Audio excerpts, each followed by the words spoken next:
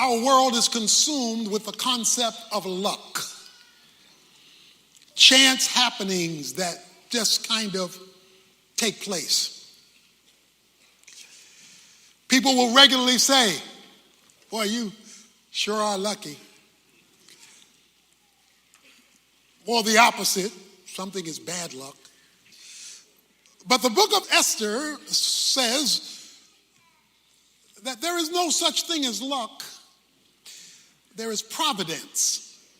God causing or allowing things and events to work toward his purposes. Esther has been promoted to be queen. Mordecai has told her that Haman wants to kill all of the Jews. And it's now time for you to go to your husband, King Ahasuerus, and tell him Haman's plot against the Jews. Esther has said, I can't do that. It's too risky. I love y'all, but not that much. Because to go before him when he has not requested me could cost me my life. Mordecai has said to her, don't you know that you are called to the kingdom for such a time as this? That you were only put up here in this royal position because God knew this moment, your moment would be now. Don't miss your moment, girl. This is your moment to be a tool of God to deliver God's people. When she hears that message from Mordecai, she says, okay, I want all of y'all to go on a 3-day fast. I need y'all on your knees for this one because this is a big one. You're asking me to risk it all, and I'm going to go do it, and if I perish, I perish. If I die, I die, because you're right. This is bigger than just me. Chapter 5 opens up on the 3rd day, because it was a 3-day fast. Esther puts on a royal robe. She goes to the inner court of the king. The king is sitting on his throne. When the king sees her in verse 2, he extends the scepter, which means it's okay for her to come in and talk to him. She comes near, touches the top of the scepter out of respect, and then the king says to her, what is troubling you, verse 3, Queen Esther? And what is your request? Even to half of the kingdom it will be given you. Just tell me what you want. Esther says in verse 4, if it pleases the king, may the king and Haman, who is out to kill the Jews, come this day to the banquet that I have prepared for him. I'm going to tell you around dinner. I'm going to fix your favorite food. We're going to lay it out, and I want you to bring Haman, and I'm going to tell you then what's going on around dinner. You will never get to see God's providence at work in your circumstances until and unless God sees you move in accordance with his will. The reason she prays first is because she needs to know how to approach this dangerous situation. She needs some divine insight in a difficult problem. So she goes to God in fasting. And this was a life and death issue. So she needed her antenna raised to hear what God had to say about this situation. The second thing he needs you to do is take a step of faith. But she couldn't just say, I'm a fast, I'm a pray, and I'm going to wait on God. No, she was instructed to go before the king. She had to take a step of faith. So she trusts God. She believes God. She prays to God. And then she makes a risky step because there are no guarantees in advance. What does she get in return? Well, so far, what she gets is a plan. The plan is, I'm going to take my husband to dinner and I'm going to tell him to invite my enemy, Haman. In other words, I'm going to get Haman on home court advantage. I got to get Haman on my territory. She says, okay, it's a banquet. It's a dinner. Okay, bring Haman to dinner and let's go from there. So she invites her husband and her enemy to dinner. Guess who's coming to dinner? So, the banquet is prepared. And they drank their wine, verse 6, at the banquet. So this is a big dinner party for her husband. And the king said to Esther, what is your petition? Okay, you brought me here to dinner. You done fed me good. What do you want? For it shall be granted to you. And I mean, I'm going to do it big, because whatever your request, even the half of the kingdom, it will be done. I'm going to take care of you. What did you make this dinner for? Ooh, it's getting tricky now. Verse 7. So Esther replied, my petition and my request is.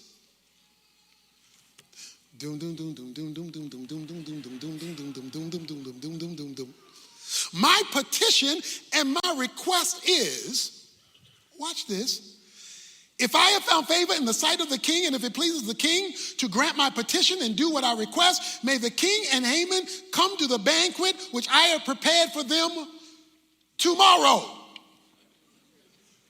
Say, what? The man just told you he gonna give you half the kingdom. What you want, girl?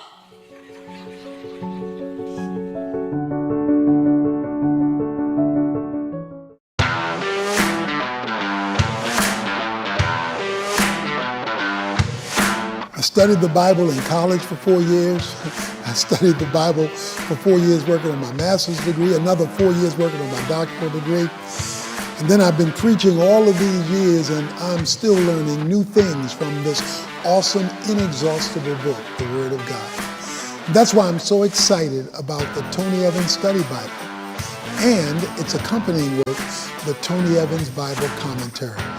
It will take all of this training and this teaching and make it available to you to understand, utilize, and apply God's most powerful Word.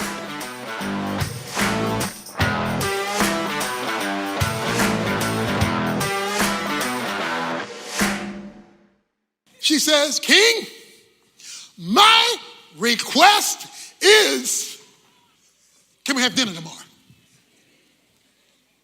Wait a minute. She made the dinner to make her request to save the people from the genocide of Haman. She's got them both sitting there. Dinner is fine. They've been doing their drinking. Everybody's ready to go. He's offered her the kingdom. What do you want? And she says, what I want is for you to come to dinner tomorrow.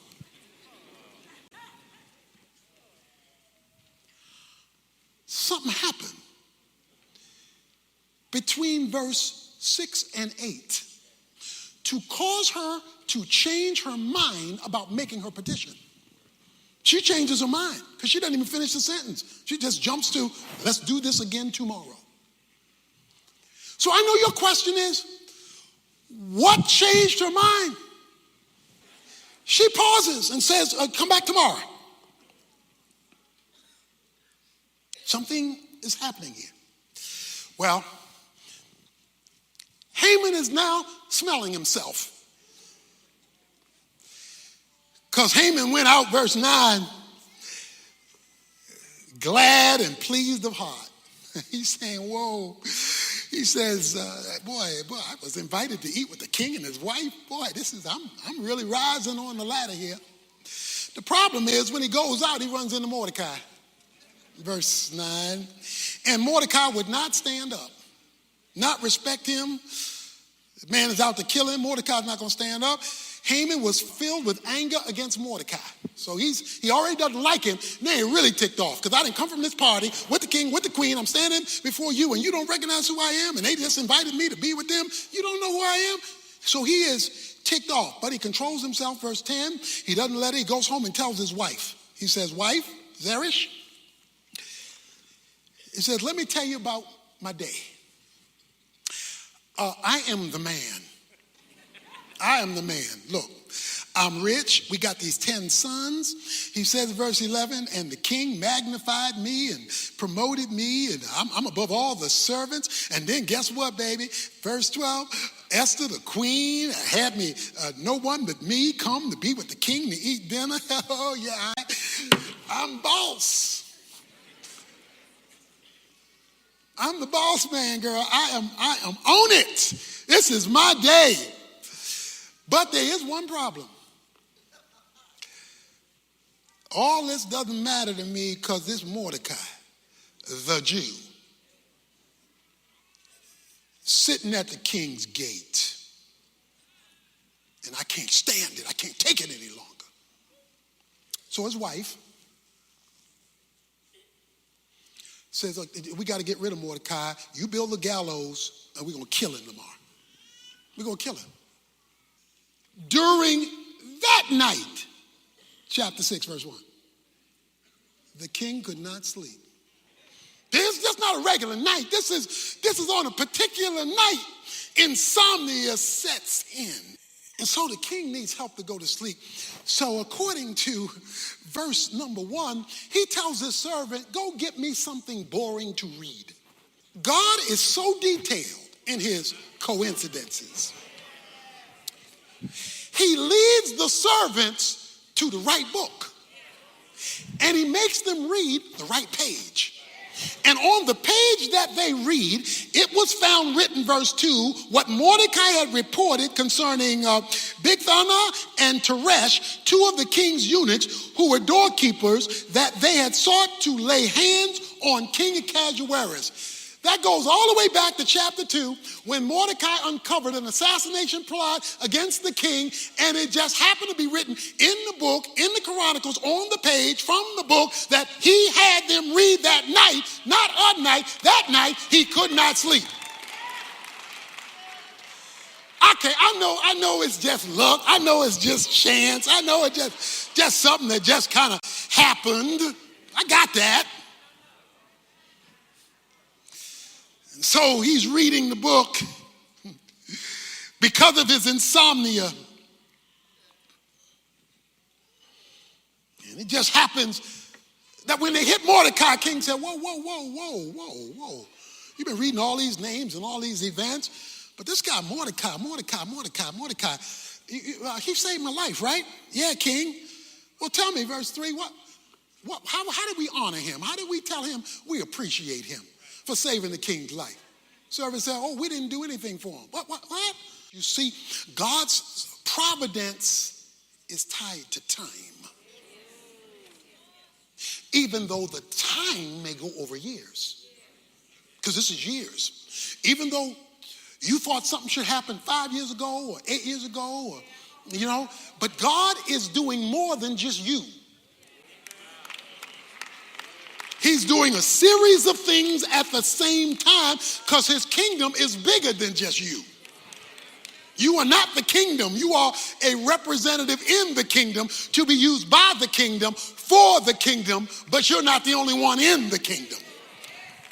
And so timing becomes everything. And so now we find ourselves when on the day, because night is now past, on the day Mordecai is supposed to die, he's reading a book with Mordecai's name in it just because he can't sleep on that night. Okay, watch this. The king asks in verse 4, I hear somebody outside. Who's outside in the court? It's early in the morning. Who would be up this early out there? Who's there? Who's in the court? He asks in verse 4. Now Haman had just entered the outer court of the king's palace in order to speak to the king about hanging Mordecai on the gallows which he had prepared for him. King's servant say in verse 5, King, behold, Haman is standing at the door. Let him come in. Tell Haman come in. He my number 2 guy. Let him come in. So Haman came in, and the king said to him, what is to be done for the man who the king desires to honor?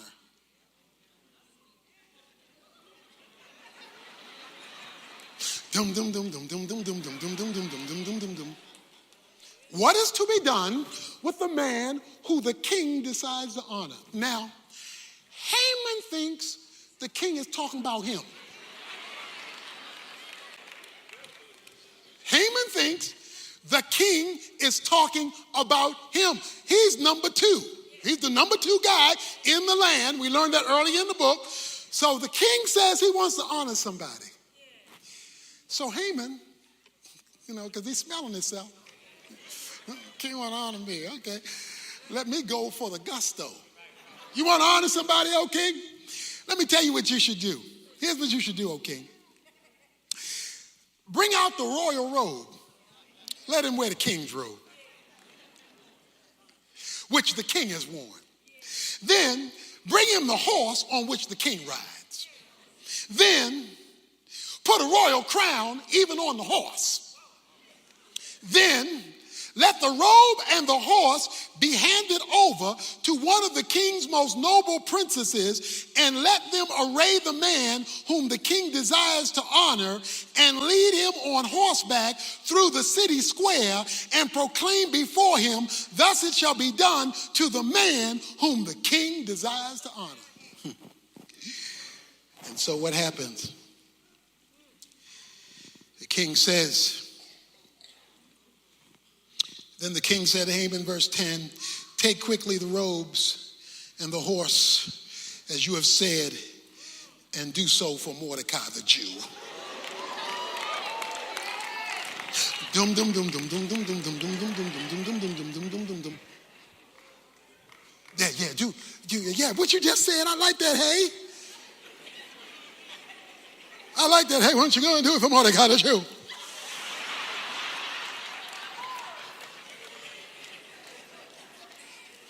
My Bernie Mac invitation, not that invitation.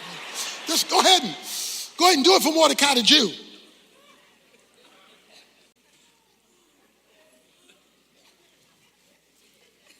Listen to me, seriously. God is the God of intersections.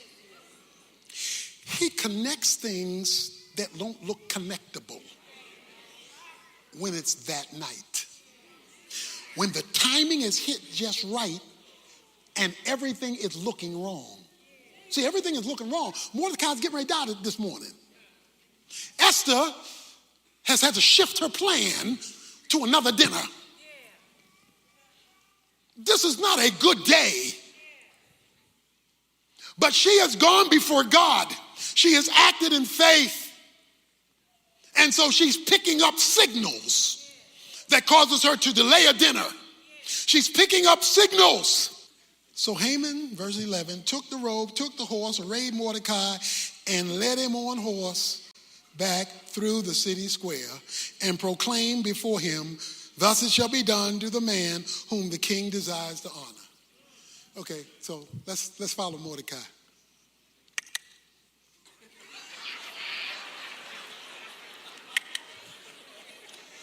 This is a man the king want to honor. That's called making your enemies your footstool.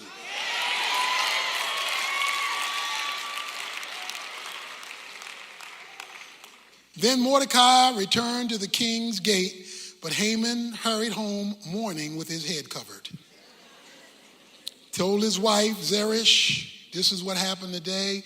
This whole thing is reversed. His wife Zeresh says, well, yeah, it looks bad for you, boy. She says, because you've fallen before this Jewish man. You've fallen before this Jewish man. Brothers and sisters, this is 24 hours. So he's walking this Jew around. Okay. Why am I telling you that? Because I'm telling you the providence of God can even address racism. Okay, don't miss me. The providence of God, because we got racism. He wants to genocide all of the Jews because they are Jewish. It was religion, but it was racism. They were Jewish. The providence of God can handle racism. It was the providence of God in 1955 when a woman named Rosa Parks happened to be on the bus, happened to have a man talk to her. She happened to not be willing to get up, which led to a civil rights movement, which changed the laws of the land. God knows how, when he gets the right people with the right faith at the right time in the right place to do the right thing, to flip the script even racially.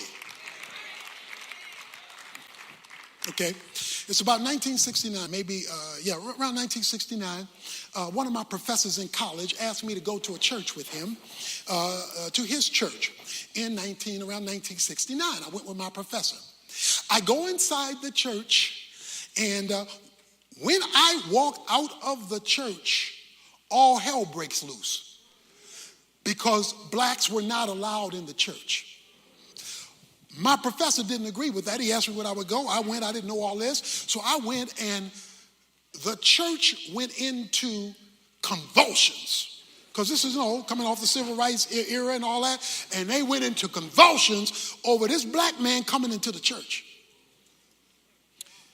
So they had a meeting about what the church's official position was going to be.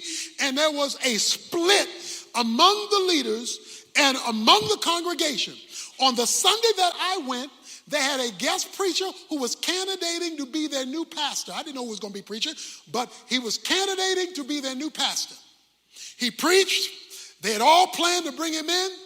He found out their position in light of me going to the church. He wrote the church and says, I cannot pastor a racist church. So he said, I'm not coming to this church. That split the church even more. From that day forward, the church began to go downhill, downhill, downhill, downhill, downhill, until it became a glorified Bible study. 5 years ago, I get a phone call from the chairman of the deacon board. He says, our church has never recovered from that day you came with the professor. And we recognize the reason God has not answered our prayers, the reason God has not rebuilt our church is because of the racism that we did to you way back in 1969. So I have been asked on behalf of the deacons to call you to apologize to you for the racism we did to you back in 1969. And I am calling you, and I'm humbly requesting, would you come preach? Because God knows the right time to turn a situation around. I'm trying to tell you, you don't know who you're dealing with.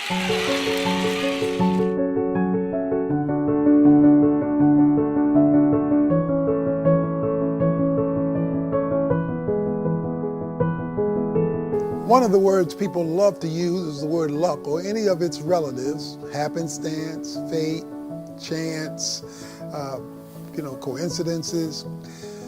But let me make something clear. You cannot have a sovereign God and have luck. Sovereignty means that God controls everything and that nothing happens either because he caused it or he allowed it. But there's no such thing as chance, because God is in control of the universe, not only the big things, but the little things. And the Bible is full of events that make things look like luck, when actually there were simply circumstances being handled in the hand of God to accomplish his sovereign purposes. Now we play a part in that. Our choices, our decisions can influence and affect how things work out, but they will always work out to God's glory if we're in his will for our good, and they will accomplish his kingdom purposes. So it's better to cooperate with God so that chance is not chance or any of its cousins or relatives, but they're actually the providence of God working behind the scenes, pulling together the good, the bad, and the bitter in order to accomplish his will in our lives. Submitting ourselves to his sovereign providential will and hand positions us to see what looks like luck to be recognized as the hand of God, even in the idiosyncrasies of life, causing things to work out for good and for his glory.